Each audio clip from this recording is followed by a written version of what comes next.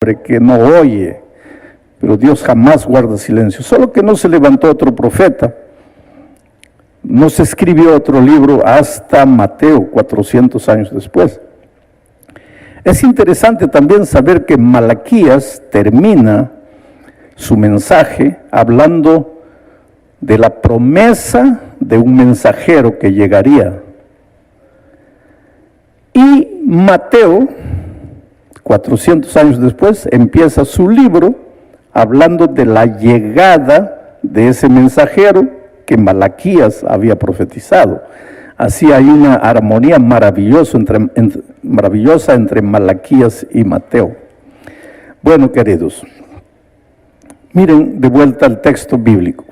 Hay unas palabras que quiero comentar antes de entrar en el mensaje. Dice, he aquí yo os envío. Ese es Dios, ese es el Dios maravilloso de la Biblia, ese es nuestro Dios, ese es tu Dios, siempre está enviando. He aquí yo envío. Envió lo más precioso que tenía, su Hijo, lo envió. Todos los días está enviando su Espíritu. Dios es un Dios que se da, que se entrega. Dios no es un Dios que retiene, que guarda, que esconde. Dios es un Dios que se revela. Ese es el Dios lindo que tenemos. Ahora miren lo que dice el texto. He aquí yo os envío al profeta Elías antes que venga el día de Jehová grande y terrible. Antes que venga el día. Dios nunca hace las cosas por sorpresa. Lo que sucede en tu vida te puede parecer sorpresa, pero no es así. Dios es un Dios que hace previsión y hace provisión. Dios es un Dios que siempre está advirtiendo, está amonestando, un Dios que te avisa antes, no te cae por sorpresa. Y ese antes está escrito en su palabra. Yo envío al profeta Elías antes que venga, antes que llegue el día de Jehová grande y terrible. Después viene el mensaje, un resumen del mensaje del libro de Malaquías, en ese versículo 6. Interesante también que la última palabra del libro es la palabra maldición. Es triste, ¿no? Porque lo primero que Dios hizo en el mundo y lo primero que está registrado en la Biblia es bendición. Dios creó los cielos y la tierra. Qué mayor bendición que la propia vida. Y sin embargo el último libro del Antiguo Testamento termina con una palabra contraria a lo que es bendición, maldición. Ahora no te asustes con la palabra maldición, porque antes Dios envía un mensajero. Dios te va a preparar, Dios no te va a sorprender. Ninguna maldición te llega de la noche a la mañana sin que supieras. Dios no te sorprende, Dios te habla antes. Dios te prepara. Déjate preparar. Presta oídos a lo que viene antes. Porque la maldición después de la entrada del pecado, la maldición es una realidad de la vida. No la puedes evitar. Viene en forma de enfermedad, de dolor, de traición, de muerte, de tristeza, de pobreza, de miseria, de desempleo. La maldición cobra muchas formas, pero nada puede sorprender al Hijo avisado de Dios, porque Dios siempre manda a su mensajero antes. Bueno, queridos, esta semana va a ser una semana de crecimiento. Vamos a crecer en la gracia maravillosa de Jesús. Malaquías, como todos los libros de la Biblia, es un libro cristocéntrico. Tú vas a ver durante la semana cómo vamos a encontrar a Cristo de muchas maneras. La Biblia es un libro cristocéntrico. Desde el Génesis, desde los primeros versículos donde Dios crea todo por gracia, hasta el Apocalipsis, último versículo, donde la gracia de Dios está registrada. La Biblia toda es un libro de gracia. Vamos a crecer en la gracia esta semana a través del estudio del libro del profeta Malaquías. Crecer. ¿Sabes que crecer no es fácil? Porque para crecer tú tienes que aprender. No hay crecimiento sin aprendizaje. Y aprender no es fácil, porque para aprender tú tienes que dejar de pisar la tierra que conoces y tienes que pisar en tierra que no conoces. Eso es aprender. Si te quedas en lo que conoces, pues no estás aprendiendo nada. Entonces, al avanzar, al pisar la tierra que no conoces, al ser humano instintivamente tiene un temor hacia lo desconocido. Y por eso tal vez se resiste a crecer, se resiste a aprender. Pero esta semana vamos a aprender cosas maravillosas de Malaquías. Él comienza su libro, y eso vamos a ver a partir de mañana, con una declaración de amor maravillosa. Yo os he amado. Y después, por amor, Él es duro, ¿sabes? En su reprensión es duro.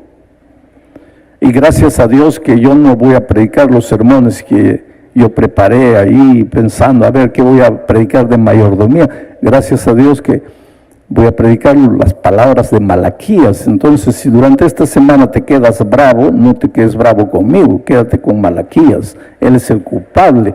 Yo voy a predicar el bosquejo de Malaquías. Yo no voy a traer mis ideas propias. Simplemente voy a tomar el libro de Malaquías en mis manos y lo vamos a estudiar. Pero vamos a crecer en la gracia, crecer en el camino de la vida cristiana.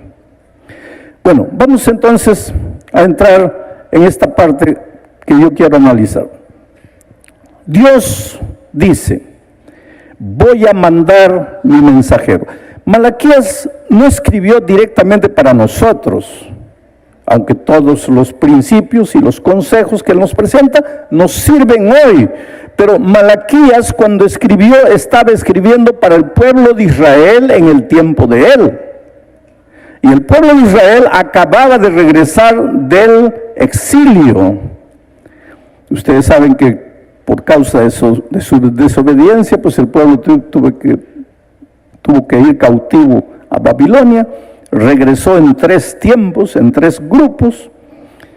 Un grupo cumpliendo la profecía de que ese exilio no duraría más de 70 años. Después vino Esdras con otro grupo, enfrentó dificultades que ustedes pueden encontrar registradas en el libro de Esdras. Después vino el tercer grupo al mando de Nehemías. El segundo grupo con Esdras pues empezó a reconstruir el templo que estaba destruido, y pasaron 15 años, no terminaban el templo. Pues quiera Dios que este templo aquí de la universidad no demore 15 años, ¿no? Pero allá el templo pasó 15 años, no construían nada. Entonces Dios le mandó un profeta, al profeta Ageo, y Ageo les dio una arengada y terminaron el templo. Después vino el tercer grupo, pues con Nehemías. Ellos comenzaron a reconstruir los muros destruidos de las ciudades. Interesante leer el libro de Nehemías. Voy a hacer un paréntesis para decirles una cosa. Toda la historia del Antiguo Testamento está encerrada entre Génesis y Nehemías. Ahí está toda la historia. Nosotros, especialmente los más nuevos lectores de la Biblia, creen que después de Nehemías vinieron los Salmos, Proverbios, Eclesiastés y etcétera, y los profetas y todo. No, los profetas vivieron en el tiempo de los reyes. Toda la historia bíblica está entre Génesis y Nehemías. Y vino Nehemías con el tercer grupo, reconstruyeron, y entonces comenzaron a caer en la rutina religiosa, y ahí Dios levanta al profeta Malaquías. Y levanta al profeta Malaquías prometiendo la llegada de un mensajero. Pero es extraña la promesa, porque Malaquías dice, he aquí, antes que llegue el día grande y terrible, voy a enviar a mi profeta Elías. Elías ya estaba muerto para ese tiempo. ¿Cómo es que iba a volver Elías?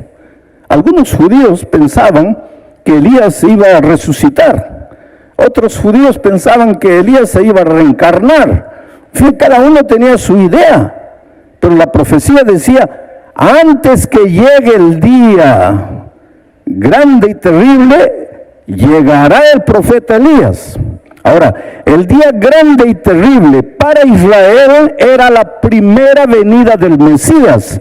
Era grande y terrible para sus enemigos, que los habían hecho sufrir, que los habían perseguido, ellos serían castigados. El día grande y terrible para Israel era la llegada del Mesías en su primera venida, para libertarlos del poder de los países. Aunque ellos habían regresado, todavía seguían dominados por las fuerzas de afuera.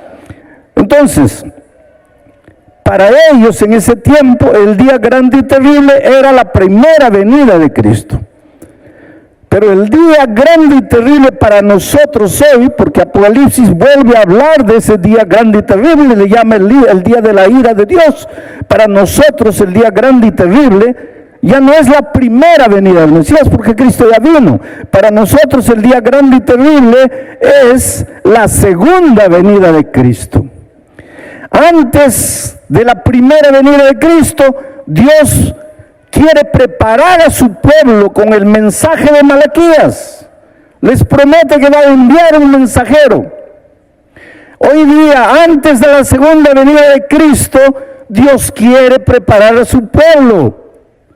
Por eso el mensaje de Malaquías, que tenía validad, que tenía como propósito preparar al pueblo de Dios para su primera venida, sigue teniendo valor para preparar al pueblo de Dios para la segunda venida de Cristo. La tragedia fue que por más que se le predicó al pueblo de Israel, por más que se intentó preparar al pueblo, el pueblo no se preparó, porque cuando Cristo vino no lo recibieron. Mi pregunta es, ¿hasta qué punto nosotros estamos siendo preparados para la segunda venida de Cristo?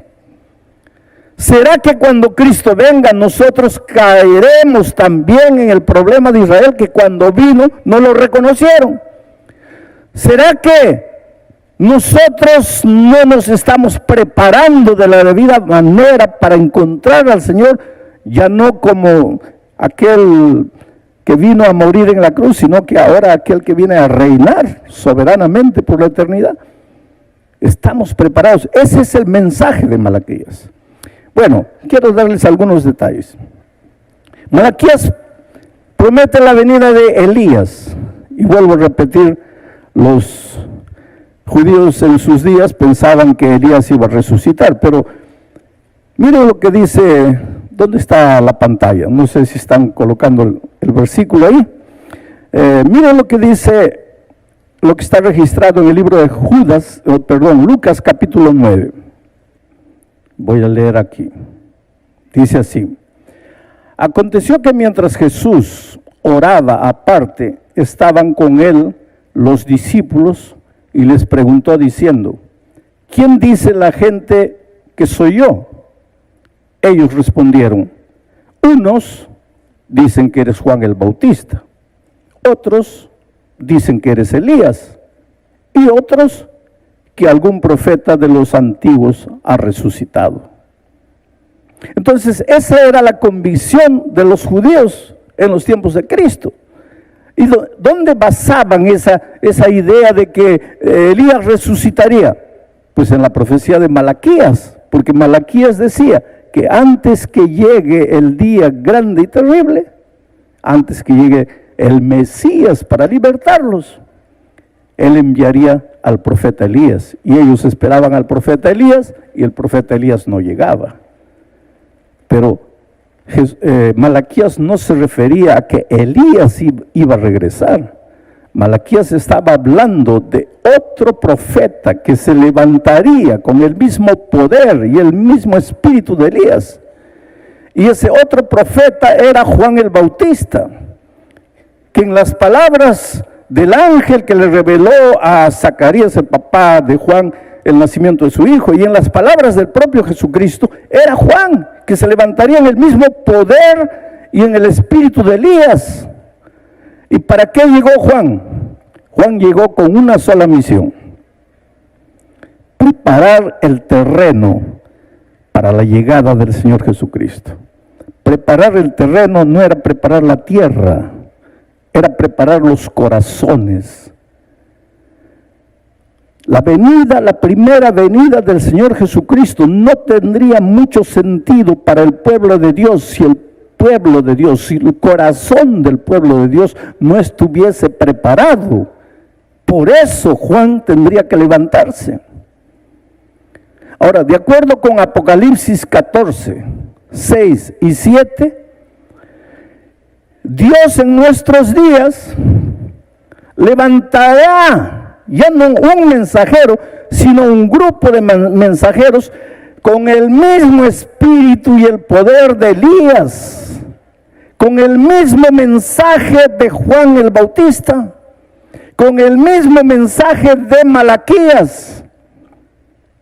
Y ese mensaje de Apocalipsis 14, 6 y 7, ustedes conocen de memoria, dice que vi volar en medio del cielo a otro ángel que tenía el evangelio eterno para predicarlo a los moradores de la tierra, a toda nación, tribu, lengua y pueblo, diciendo en voz alta: temed a Dios y dadle gloria, porque la hora de su juicio ha venido.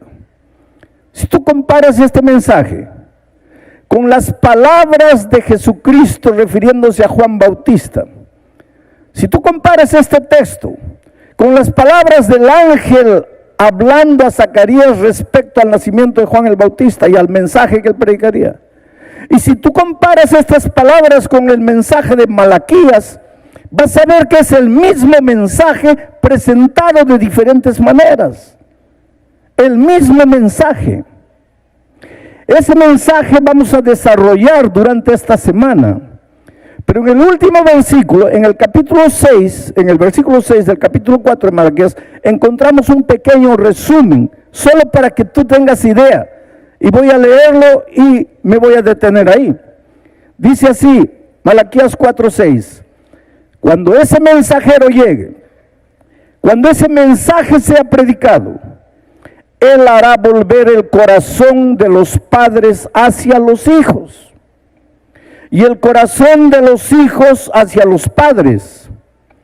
O sea, cuando se trata de preparar el terreno para la primera venida de Cristo, preparar el terreno para la segunda venida de Cristo, Dios quiere primero preparar las familias, padres, hijos, hermanos, primos, tíos, cuñados, suegra, nuera. Porque la iglesia es la suma de las familias. Tú no puedes querer preparar la iglesia sin preparar las familias. Tú no puedes esperar que haya reavivamiento en la iglesia cuando no hay reavivamiento en la familia.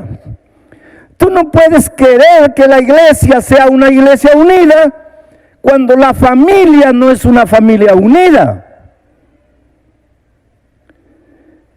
Recuerda que Malaquías no predicó a gente que había salido de la iglesia.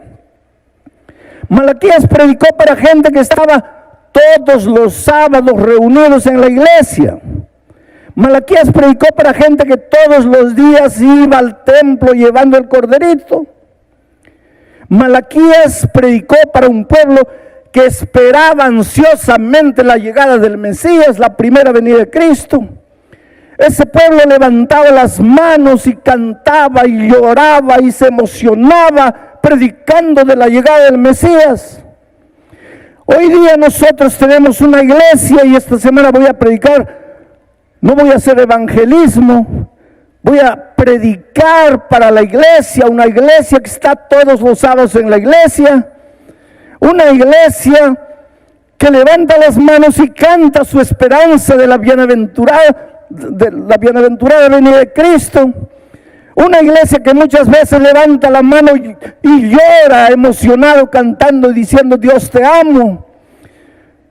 Y sin embargo, esa misma iglesia está formada por familias.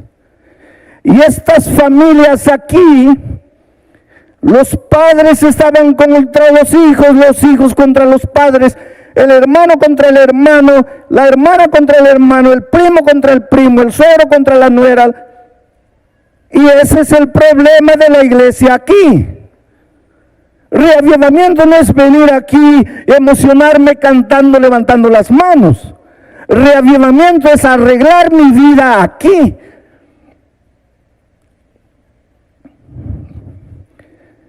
El otro día me pidieron que visitase a un hombre en la cárcel y con un pedido especial. ¿Por qué? Porque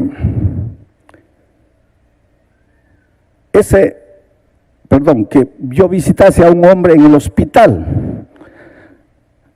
Había llevado 6 tiros, pero por la gracia de Dios ni un tiro le atravesó ni el pulmón, ni el riñón, ni ningún órgano vital. El que le disparó tenía tan mala puntería que lo hirió por todo lado, menos en un órgano vital. Estaba ahí en el hospital vivo. Me pidieron que yo lo visitase a él, por un motivo. Porque quien lo había intentado matar era su hermano, no su hermano de la iglesia, su hermano de carne y hueso, hijo del mismo papá y de la misma mamá. Ahora tú me vas a decir, pero ¿cómo un hermano hace eso con su hermano?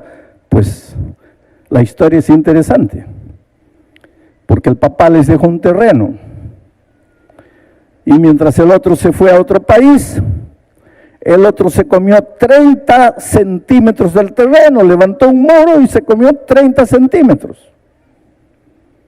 Cuando el otro regresó y vio que el otro se le había entrado 30 centímetros, fue y comenzaron a discutir. La discusión fue tan grande que el otro le metió 6 balazos.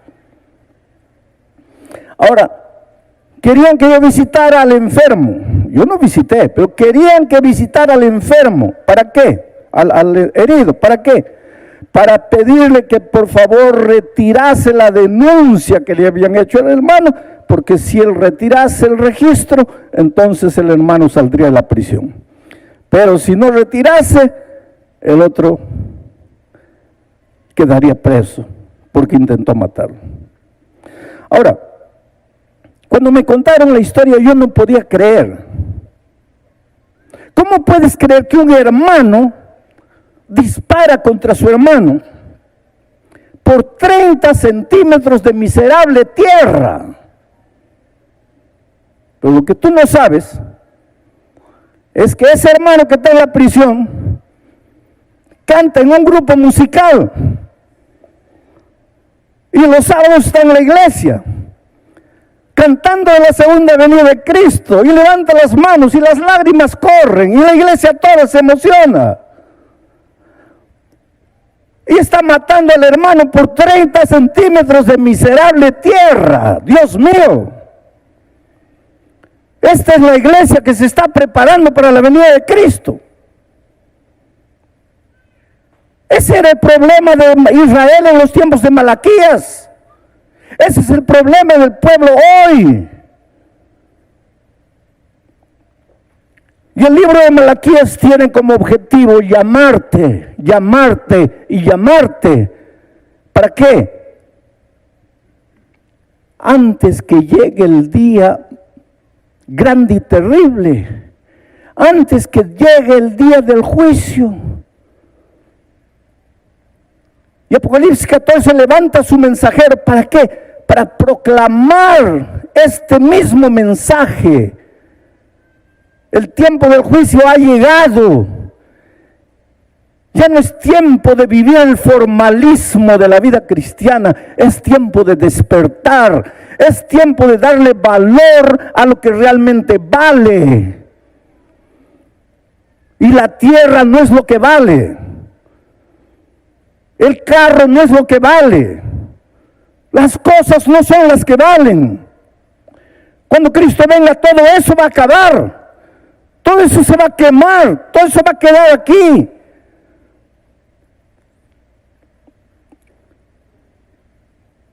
El mensaje de Malaquías es un llamado a reconocer la soberanía divina, a devolverle la gloria a Dios, a reconocer que Dios es Dios y nosotros somos criaturas.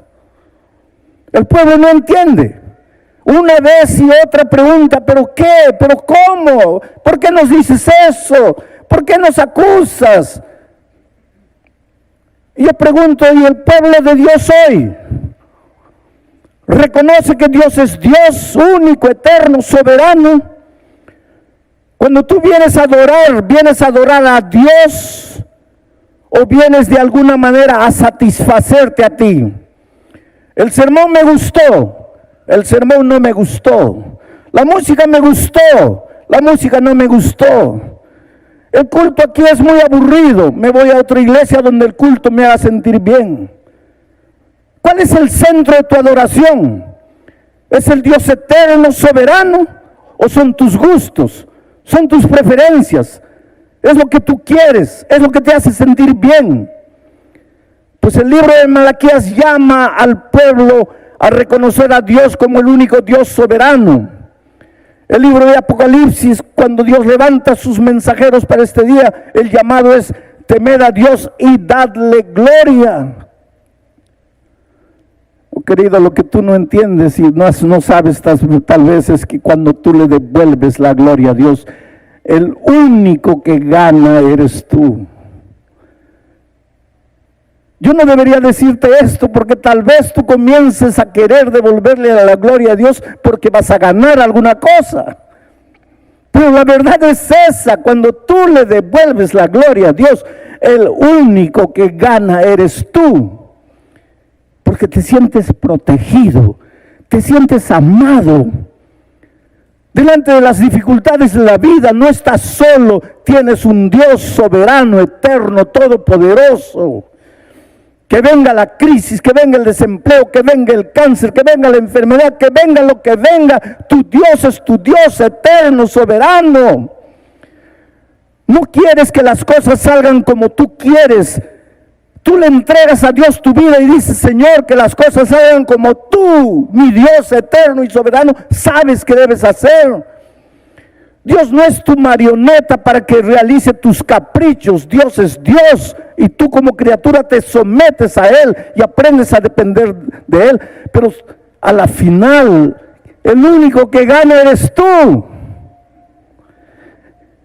Y ese es el caso de Maribel.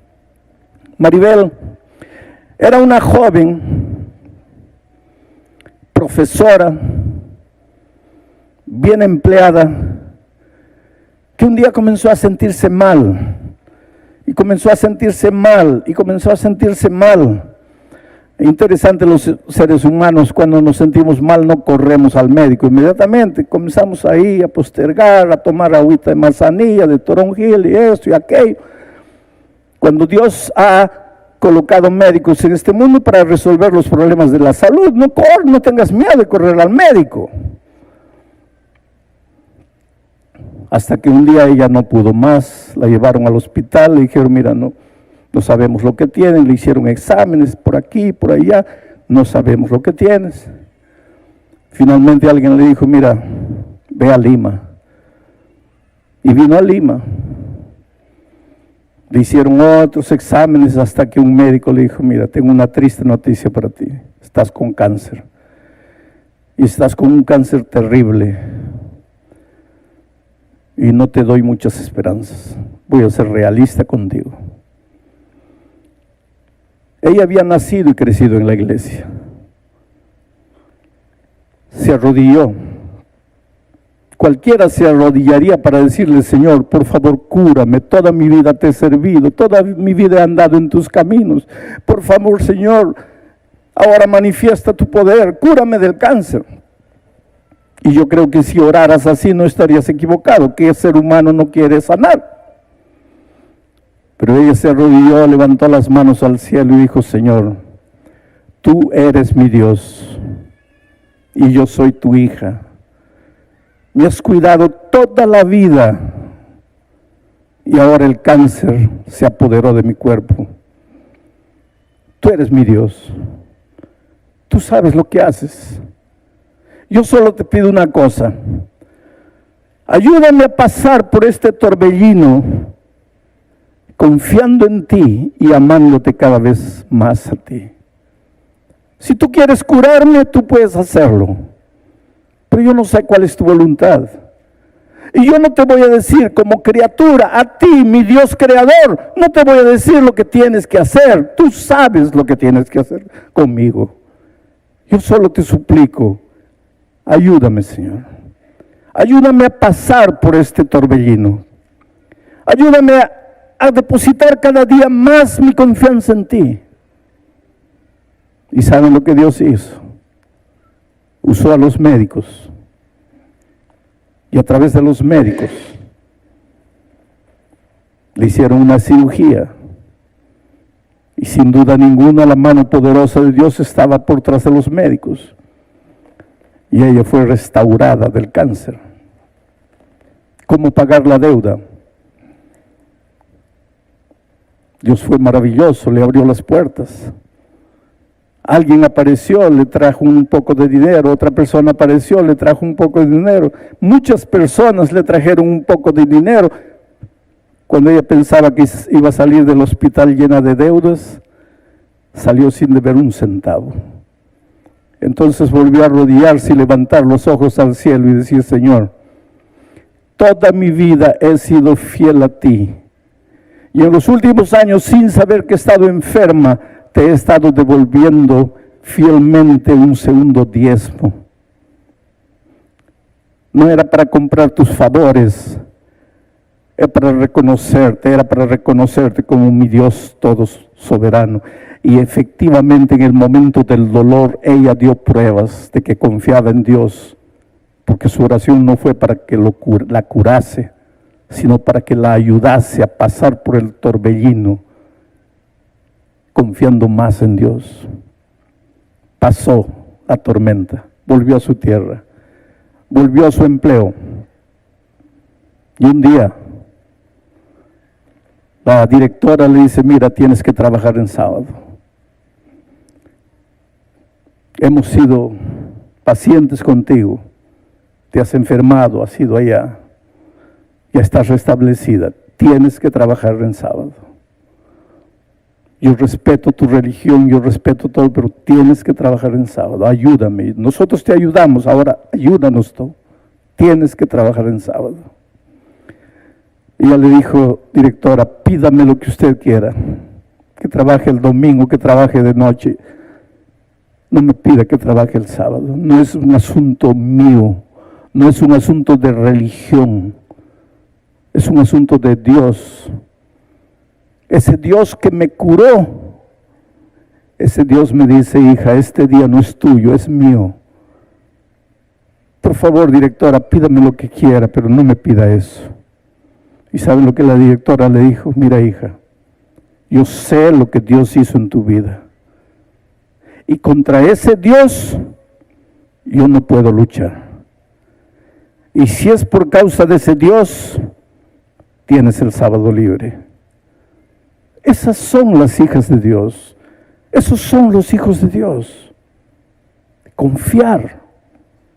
Suceda lo que suceda. Y en este momento yo te pregunto, ¿estás pasando por un momento difícil en tu vida? ¿Qué es lo que quieres? ¿Que Dios haga las cosas como tú quieres?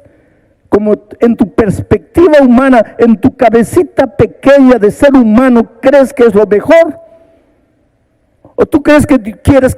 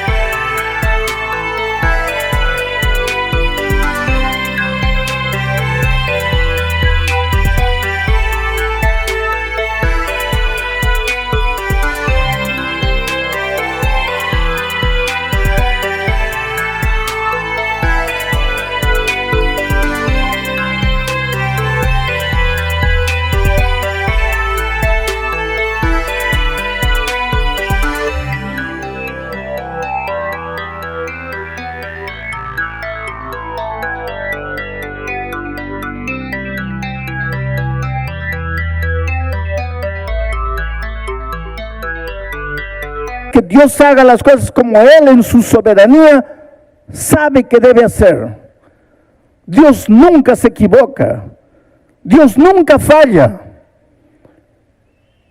¿Tú crees que Dios se ha olvidado de ti?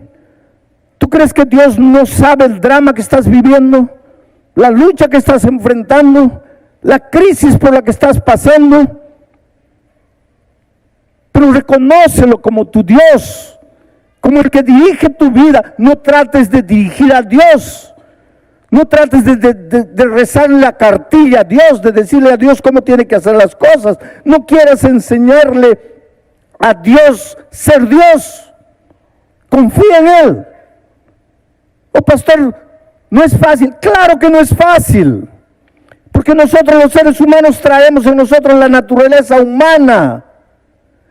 Pero justamente lo que Dios quiere es enseñarte a crecer en la gracia. Él quiere ver en ti reproducido el carácter maravilloso de Jesucristo. Y es eso lo que vamos a estudiar semana tras semana.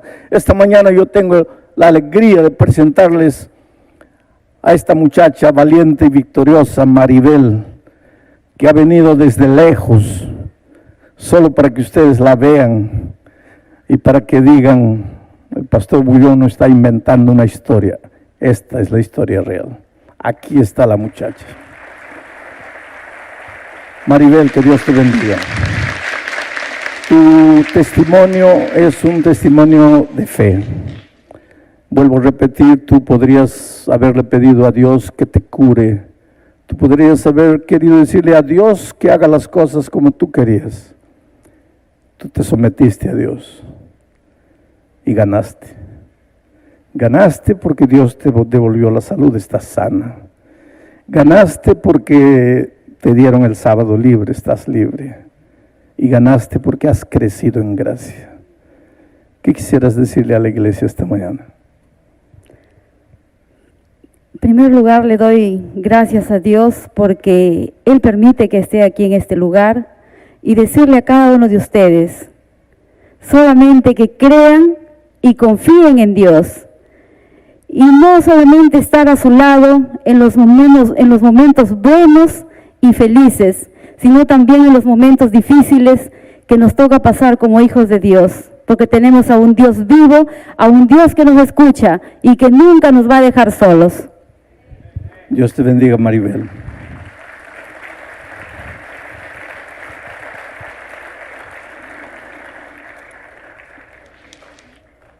Sabes, a veces nosotros pensamos así, Dios no me oye, Dios se olvidó de mí, Dios no me escucha. ¿Y por qué? Porque Dios no hace las cosas como tú quieres.